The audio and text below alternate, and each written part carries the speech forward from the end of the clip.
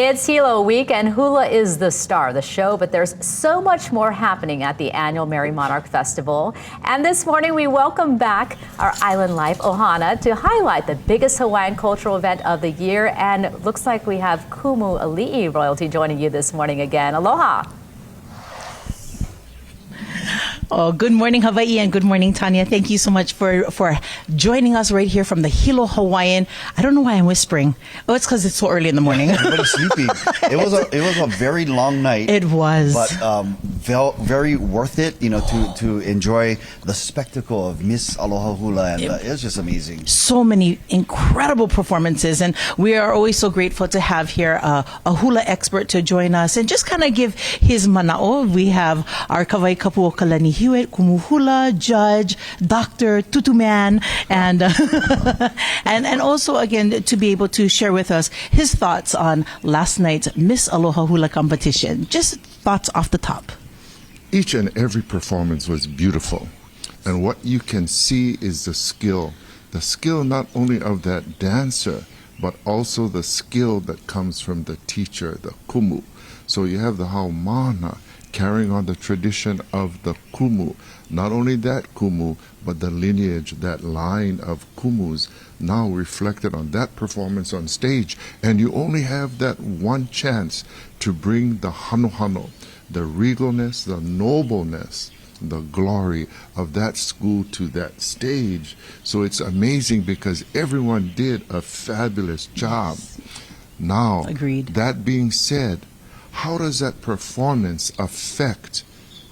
What kind of appeal does it bring to the 7 judges that are watching that performance? Because now, because of all that skill, we have to take it to the next level. How it touches each and every judge in the heart. So you have the skill, but now combined with everything else, you have this beautiful performance. Yes. And each one brings that beauty.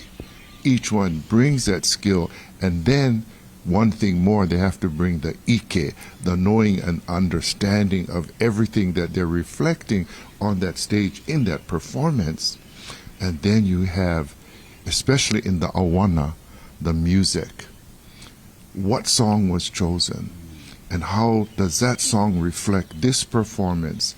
And how will that performance appeal to the judges again? So there's so many components. This is like a beautiful diamond with 100, maybe 1,000 facets being represented on that stage.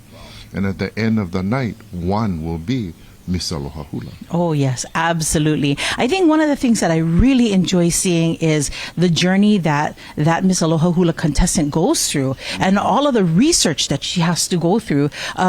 She doesn't have to, but she chooses to go through. Sometimes they take physical journeys, physical hikes into the mountains to go and, yes, they're huaka'i, to go and learn. What are your thoughts on that in regards to how important that is to learning the mele, learning that hula, and delivering it well on the stage? Well, to know and to understand is part of the pilina, which is a connecting to all things, connecting to the mele, connecting to the place of the mele, connecting to the composer of the mele. You have to be connected. You have to be a total representative of not only that performance, but of your school and your lineage. So, you know, it's amazing that they do all of this and they do it well. Yes. This is a competition, and they know and understand that. And when they come to that stage, they have to bring all of that to that performance. Once again, you have to be the hano.